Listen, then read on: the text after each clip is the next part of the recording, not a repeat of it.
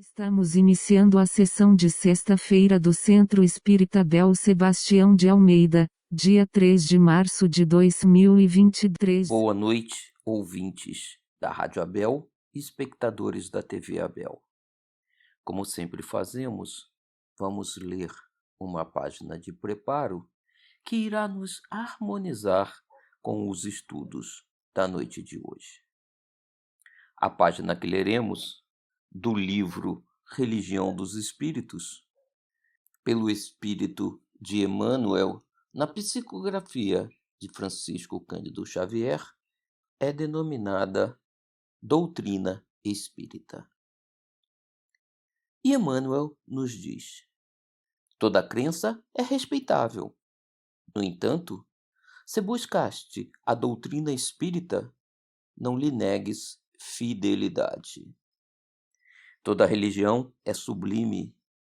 No entanto, só a doutrina espírita consegue explicar-te os fenômenos mediúnicos em que toda religião se baseia. Toda religião é santa nas intenções. No entanto, só a doutrina espírita pode guiar-te na solução dos problemas do destino e da dor. Toda religião auxilia. No entanto, só a doutrina espírita é capaz de exonerar-te do pavor ilusório do inferno que apenas subsiste na consciência culpada. Toda religião é conforto na morte. No entanto, só a doutrina espírita é suscetível de descerrar a continuidade da vida além do sepulcro. Toda religião apregoa o bem como o preço do paraíso aos seus profetentes. No entanto, só a doutrina espírita estabelece a caridade incondicional como simples dever. Toda religião exorciza os espíritos infelizes.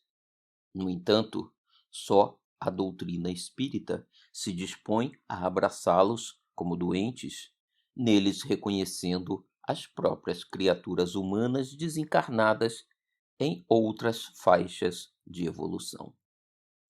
Toda religião educa sempre.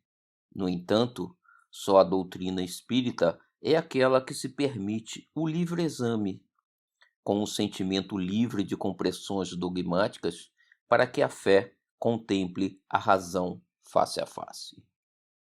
Toda religião fala de penas e recompensas. No entanto, só a doutrina espírita elucida que todos colheremos conforme a plantação que tenhamos lançado à vida, sem qualquer privilégio na justiça divina. Toda religião erguida em princípios nobres, mesmo as que vigem nos outros continentes, embora nos pareçam estranhas, guardam a essência cristã.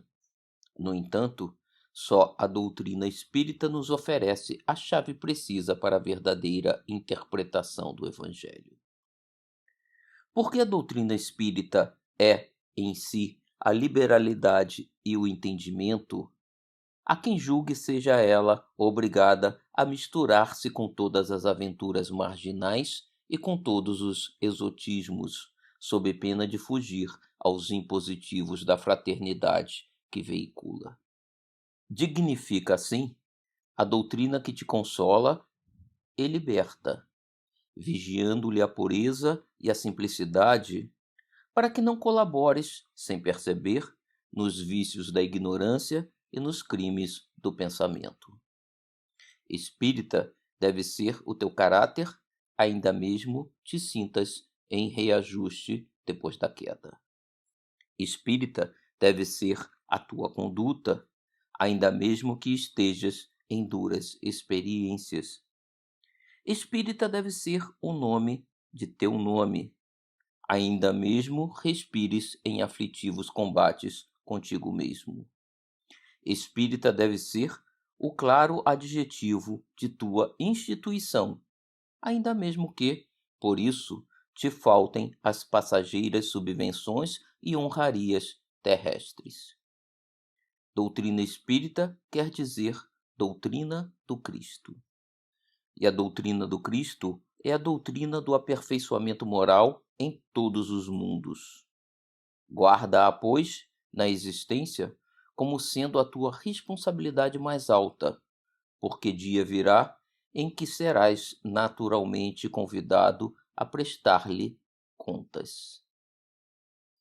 Uma boa noite e um bom estudo a todos, meus irmãos. Boa noite, amigos do Centro Espírita Abel Sebastião de Almeida. Hoje é dia 3 de março de 2023 e o nosso estudo de hoje se refere à questão 222 do Livro dos Espíritos, considerações sobre a pluralidade das existências. Nessa questão, Kardec faz conclusões sobre o que os espíritos já responderam anteriormente sobre a vida futura. Ele começa dizendo que o dogma da reencarnação já existia na época de Pitágoras, um pensador grego que, além de filósofo e matemático e astrônomo, deixou significativas contribuições para a música. Pitágoras fundou uma seita baseada numa doutrina rígida de estudos para a purificação da alma. Os pitagóricos acreditavam na reencarnação e estabeleciam que era necessário viver a vida material para atingir a purificação e o aperfeiçoamento da alma. A vida corpórea era um meio de adquirir conhecimento para atingir os estágios maiores de desenvolvimento. Kardec acrescenta que o Espiritismo constitui uma lei da natureza e existe desde a origem dos tempos. Como Kardec afirma, a ideia da transmigração das almas, crença segundo a qual uma alma, depois de um período na erraticidade, quer dizer, no plano espiritual, pode voltar a animar outro corpo, de homem ou animal, dependendo de suas ações em vidas anteriores, quer dizer, dependendo das suas conquistas, espirituais, morais.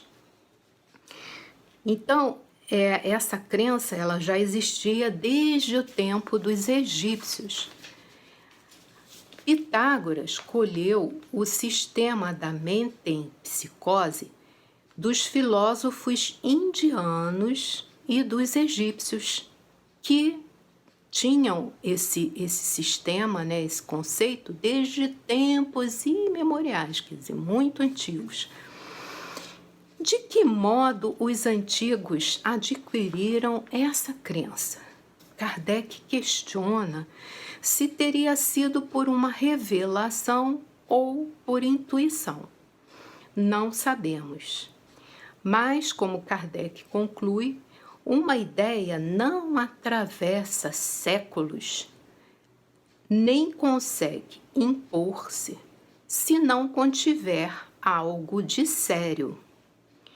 Kardec assinala que a metempsicose dos antigos e a moderna doutrina da reencarnação têm uma profunda diferença. Os espíritos rejeitam de maneira absoluta a transmigração da alma do homem para os animais e reciprocamente, quer dizer, um animal não, o espírito, a alma de um animal não vai reencarnar no corpo de um ser humano. Uma conclusão que Kardec aponta é que o dogma da pluralidade das existências corporais renova uma doutrina que teve origem nas primeiras idades do mundo e que se conservou no íntimo de muitas pessoas até os nossos dias. Kardec faz uma análise de ambas as hipóteses, isto é, a da pluralidade das existências e da unicidade das existências. Então, unicidade seria: a alma é criada no momento em que o corpo é criado também, e ela morre no momento que o corpo morre também. Então, como Kardec fala, os que temem ter que voltar à Terra porque acham que já sofreram bastante, precisam entender que se Deus determinou essa lei da reencarnação como regra do universo, teremos que passar por ela.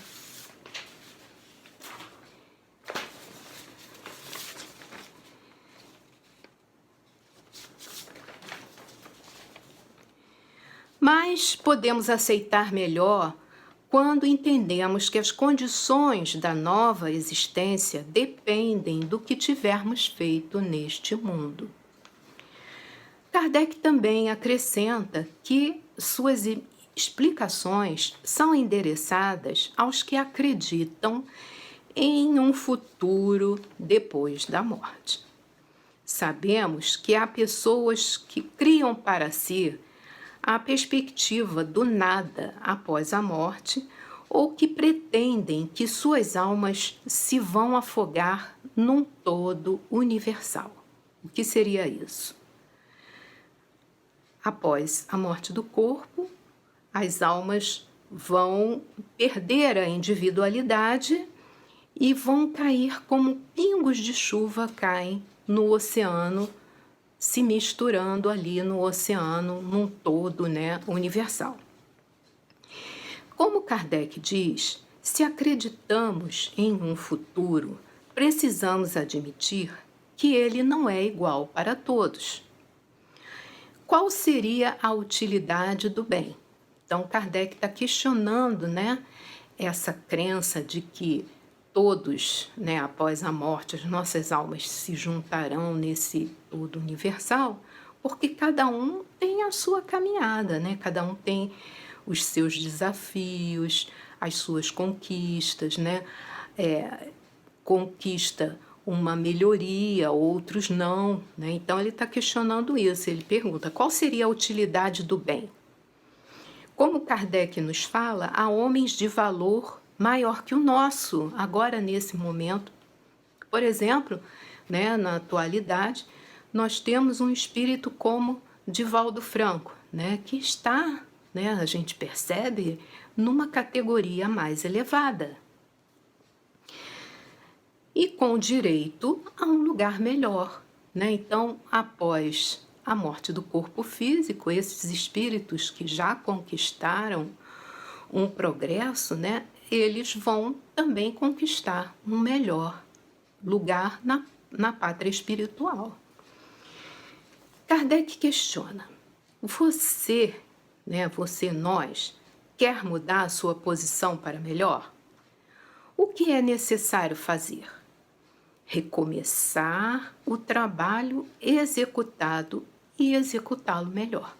Então, nós aqui estamos nessa encarnação para realizar tarefas que não realizamos em vidas passadas ou que realizamos de uma forma que não era a mais acertada. Kardec faz ainda uma comparação para que possamos entender o valor da reencarnação. Se nos fosse dito para conquistar uma riqueza imensa, teríamos que trabalhar arduamente por apenas alguns minutos, o que responderíamos? Ainda que fosse por 1 hora ou um dia, não valeria a pena? Então, Kardec conclui que a duração da vida na Terra, comparada à eternidade, poderia ser comparada a 1 minuto em nossa caminhada aqui na Terra. Então, comparando com 1 minuto do nosso dia, que não é tão significativo assim, a vida na Terra, nessa encarnação, se comparada à eternidade, é também poderia ser comparada a 1 minuto, né, da nossa vida atual. Portanto, vale a pena trabalhar arduamente aqui na Terra e conquistar uma situação melhor na vida futura. Outro questionamento que Kardec comenta, que as pessoas fazem é: se Deus é soberanamente bom, como impõe ao homem a obrigação de recomeçar uma série de misérias e tribulações? Então Kardec pergunta: será que Deus seria mais bondoso se condenasse o homem a sofrer para sempre por alguns erros? Né? Então, da mesma forma que há pessoas que questionam: eu vou nascer de novo e vou ter que sofrer tribulações e misérias novamente, né? E aí Kardec questiona: será que Deus seria mais justo se houvesse somente essa opção? Uma pessoa errou e vai ser condenada eternamente porque não cumpriu a sua tarefa. E aí Kardec pergunta: ou ele é mais bondoso, quer dizer, Deus é mais bondoso em proporcionar meios de repararmos nossas faltas? Como Kardec conclui, a ideia consoladora que nos permite a esperança é a de que podemos reparar nossos erros através da pluralidade das existências. Kardec examina o assunto através de 2 possibilidades: a de que há reencarnação e a de que não há reencarnação. Vamos primeiro analisar como Kardec nos fala a possibilidade de uma existência corporal única, apenas uma. Nesse caso, a alma nasce com o corpo. E aí temos as seguintes perguntas que ele faz: por que mostra a alma aptidões tão diversas e independentes das ideias que a educação lhe fez adquirir? Então, uma pessoa que tem uma certa formação aqui na Terra, mas ela tem aptidões que não foram adquiridas naquele período, né, formativo, né? Ela traz isso de um passado, né? A segunda pergunta: de onde vem a aptidão extranormal que muitas crianças em tenra idade revelam para esta ou aquela arte, para esta ou aquela ciência, enquanto outras se conservam inferiores ou medíocres durante a vida toda? Então a gente percebe que tem certas crianças que já trazem habilidades adquiridas, né, em outras vidas, os dons, né? Crianças que desde tenra idade, novinhas, elas já conseguem tocar um instrumento musical com facilidade, né? Então, a gente percebe que existe um passado, né, onde esse espírito, né, adquiriu essa habilidade. Outra pergunta: de onde em uns as ideias inatas ou intuitivas que noutros não existem? Então, tem pessoas que têm mais intuição de perceber certas situações que outras pessoas. De onde em certas crianças o instinto precoce que revelam para os vícios ou para as virtudes, os sentimentos inatos de dignidade ou de baixeza, contrastando com o meio em que elas nasceram. Então, a gente percebe que, às vezes, uma criança que teve uma educação, né, uma formação familiar, né, bem direcionada, e que, num determinado momento da vida, elas seguem por um caminho como se elas não tivessem tido nenhum tipo de orientação. E a quinta pergunta: por que, abstraindo-se da educação, uns homens são mais adiantados do que outros. Então, também ele está questionando que tem certas pessoas que têm a mesma formação, né? São, por exemplo, irmãos, né? E durante a sua caminhada, né, na Terra, revelam certas qualidades, né, diferentes uns dos outros, apesar de terem tido a mesma formação. E a sexta pergunta: por que há selvagens e homens civilizados? E aí ele ainda pergunta: se tomardes um menino de uma tribo, né, nômade, recém-nascido, e educá-lo nos melhores colégios, fareis dele algum dia um Newton, um Einstein? Então ele está questionando se esse espírito que foi encaminhado, né, de que veio de uma aldeia, por exemplo, indígena, se ele for encaminhado para um colégio, ele vai conquistar habilidades de um cientista, por exemplo. E aí Kardec conclui que não há filosofia capaz de resolver estes problemas. Por quê? Se as almas são iguais ao nascerem, por que aptidões tão diversas? E aí ele também diz assim: se as almas são desiguais ao nascerem, e que é o que a gente acredita, é porque Deus as criou assim. Mas então, por que a superioridade inata concedida a algumas? Esta parcialidade está de acordo com a justiça e o amor que Deus tem a todas as suas criaturas? Então, quer dizer, na verdade, aqui eu fiz um comentário errado. Deus, quando nos cria, ele nos cria a todos iguais, né? Mas as pessoas têm desenvolvimentos diferentes, né? Os espíritos se desenvolvem de acordo, cada um com o seu caminhar, com as suas conquistas. E aí elas vão, umas se desenvolvendo mais rapidamente, outras vão caminhando mais devagar.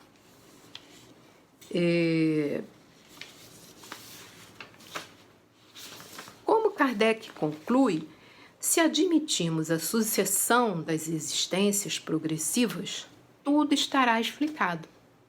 Os seres humanos trazem ao nascer a intuição do que aprenderam antes. São mais ou menos avançados segundo o número de existências que viveram anteriormente. Então, as existências sucessivas serão para a vida da alma o que os anos são para a vida do corpo. Os mais velhos acumulam mais experiências que os tornam mais capacitados a enfrentar os desafios. Então, o que acontece com os espíritos é mais ou menos o que acontece conosco durante a nossa encarnação. Quando nós vamos chegando na idade adulta e na idade madura, nós já temos mais experiências de vida que nos habilitam a vencer certas situações mais complicadas, porque nós já temos experiências, né, anteriores que nos possibilitam, né, enfrentar essas situações de maneira mais adequada. A doutrina espírita explica também que não há várias espécies de seres humanos, aquilo que a gente tinha comentado, né? Deus cria todos da mesma maneira, mas sim que há homens cujos espíritos estão mais ou menos atrasados, mais suscetíveis de progresso. Então, cada um vai construindo, né, o seu progresso espiritual da maneira que o seu livre-arbítrio acontece, né? Cada um tem o seu tempo. Agora, do ponto de vista da vida futura, também encontraremos questionamentos sobre ser a alma criada para um corpo apenas, né? Quer dizer, não haveria reencarnação. Aí ele faz essas perguntas. Se nossa existência atual é a única que teremos, o que acontecerá com o homem civilizado e com o homem que ainda vive de forma primitiva, como os índios? Então, o que vai acontecer depois que acabar essa encarnação com o homem que vive na cidade, né, tem acesso à educação, à informação, e o que vive numa aldeia indígena? Né? Qual será o futuro dos dois? Ambos alcançarão a felicidade eterna ao mesmo tempo? O homem, segunda pergunta, o homem que trabalhou toda a sua vida no seu aprimoramento está na mesma posição daquele que permaneceu inferior, não por sua culpa, mas porque não teve tempo nem possibilidade de se aperfeiçoar? Então, qual será o futuro, né, dessas duas pessoas? O homem que praticou o mal porque não pôde se esclarecer, será culpado de um estado de coisas que não dependeu dele? Então, ele fez o mal porque não teve orientação nenhuma, né, durante a sua vida, na infância, não teve família, não foi orientado, não foi à escola. O que vai acontecer com ele na vida futura? Trabalha-se para esclarecer, moralizar e civilizar os homens.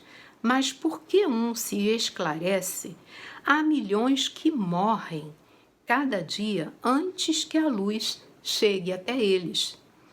Qual o destino destes últimos, desses que não conseguiram ter acesso, né, a esclarecimentos?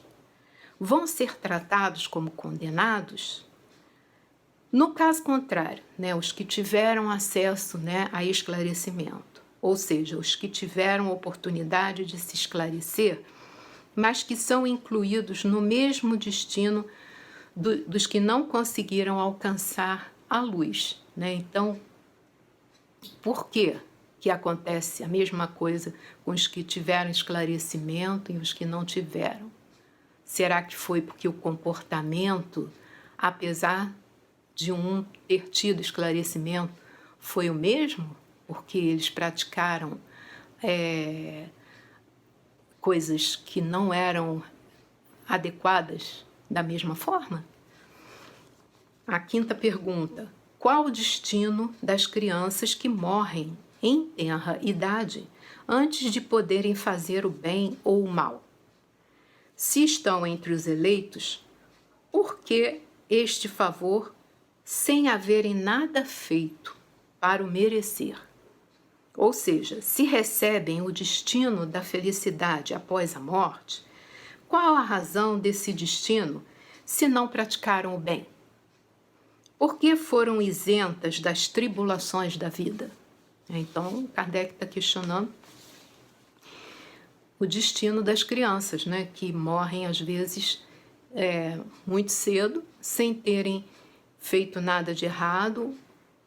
E o que acontece com elas? Né? Por que umas vão ter o destino da felicidade e se não houve nenhuma ação, né, praticada em direção ao bem ou ao mal? Então, como Kardec conclui, após a pergunta, né, existe uma doutrina que possa resolver todas essas questões? Ele pergunta, né? Ele diz que essa doutrina é a doutrina das existências consecutivas, que podem responder a esses questionamentos conforme a justiça de Deus. O que não se puder fazer numa existência, se fará em outra. É assim que ninguém escapa à lei do progresso, em que cada um será recompensado segundo o seu mérito real. E ninguém está excluído da felicidade suprema, a qual todos podem pretender, quaisquer que sejam os obstáculos que tenham encontrado em seu caminho. Então, todos nós teremos a felicidade suprema à medida em que nós formos evoluindo espiritualmente. Como Kardec nos explica, esses questionamentos que ele selecionou poderiam ser multiplicados ao infinito, porque são inumeráveis os problemas psicológicos e morais, e que eles são insolúveis se não acreditamos na doutrina da reencarnação. Mas, como ele nos alerta, a Igreja não admite essa doutrina. Porém, ele diz que o seu objetivo dele, Kardec, é demonstrar que a doutrina da reencarnação é racional e moral, já que nos confirma a bondade de Deus e a sua justiça. Kardec nos lembra do passado, quando foi demonstrado pela ciência os movimentos do Sol e da Terra, e que à primeira vista pareciam desmentir os textos sagrados, né, da Bíblia, né, da criação, onde não se falava sobre isso, né? Como Kardec nos explica, o princípio da reencarnação ressalta de várias passagens das Escrituras e, de maneira explícita, ele é formulado no Evangelho. Evangelho de São Mateus, capítulo 17. Jesus explica aos discípulos: em verdade, Elias já veio e não o conheceram, mas fizeram-lhe sofrer tudo o que quiseram. Assim farão eles também morrer o Filho do Homem. E aí os discípulos entenderam que Jesus estava falando de João Batista, que era a reencarnação de Elias. Kardec ainda ressalta que a doutrina da reencarnação não é antirreligiosa, porque o ensinamento dos espíritos é cristão, apoia-se na imortalidade da alma, nas penas e recompensas futuras, na justiça de Deus, no livre-arbítrio do homem, na moral do Cristo. Como Kardec reafirma, a pluralidade das existências é uma opinião aceita por ele e outros estudiosos, porque resolveu aquelas questões citadas anteriormente, que sem esse modo de ver seriam insolúveis. Ainda mais que essa doutrina é consoladora e nos permite perceber quão Deus é misericordioso. Como Kardec nos explica, ele teria repelido essa doutrina, mesmo tendo sido ditada pelos espíritos, se fosse contrária à razão. Então, Kardec examinou todas as mensagens, né, ditadas pelos espíritos, né, e analisou de acordo com a razão. Ainda mais uma vez ele nos lembra Jesus, no Evangelho de São João, capítulo 3. Jesus, respondendo a Nicodemos, disse: em verdade te digo, que se um homem não nascer de novo, ele não pode ver o reino de Deus. Disse-lhe Nicodemos: como pode um homem nascer sendo velho? Pode tornar a entrar no ventre de sua mãe e nascer uma segunda vez? Jesus respondeu: em verdade te digo, que se um homem não nascer da água e do Espírito, não pode entrar no reino de Deus. O que é nascido da carne é carne, e o que é nascido do Espírito é Espírito. Não te espantes do que te disse, é preciso que nasçais de novo. Então, Kardec nos confirma, pelas palavras de Jesus, que o espírito necessita renascer em um outro corpo, a fim de conquistar a sua evolução espiritual. E aí nós vamos aqui no livro Obras Póstumas de Allan Kardec, onde nós temos lá no capítulo O Caminho da Vida, a seguinte comparação é de molde a tornar compreensíveis as peripécias da vida da alma.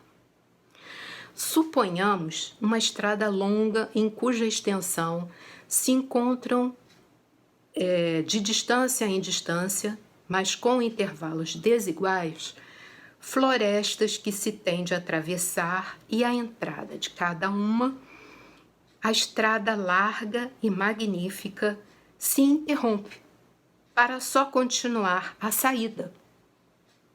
O viajor segue por essa estrada e penetra na primeira floresta. Aí, porém, não dá com o caminho aberto. Depara-se, ao contrário, um dédalo inextricável em que ele se perde. Quer dizer, um emaranhado, né, de árvores e vegetação, que é como se fosse um labirinto, e ele se perde.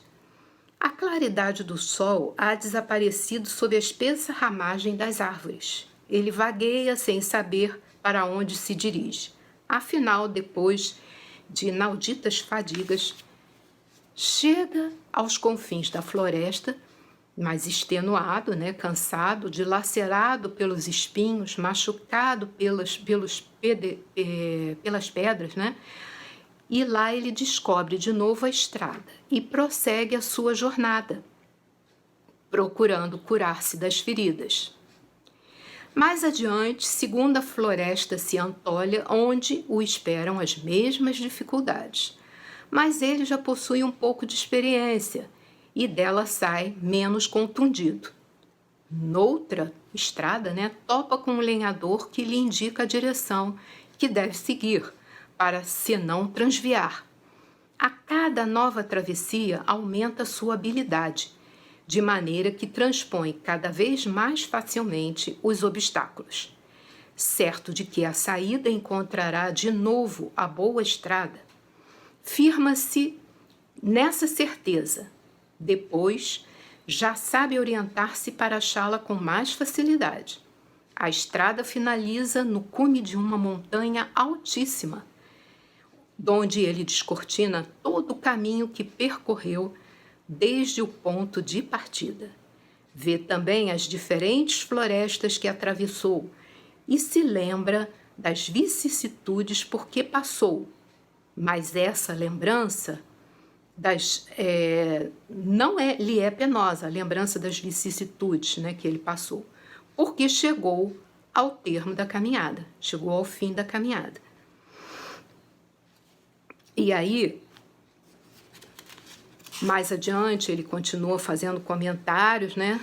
E aí, no final do capítulo, ele diz assim: a estrada é a imagem da vida espiritual, da alma, e em cujo percurso esta é mais ou menos feliz. As florestas são as existências corpóreas, em que ela trabalha pelo seu adiantamento, ao mesmo tempo que na obra geral.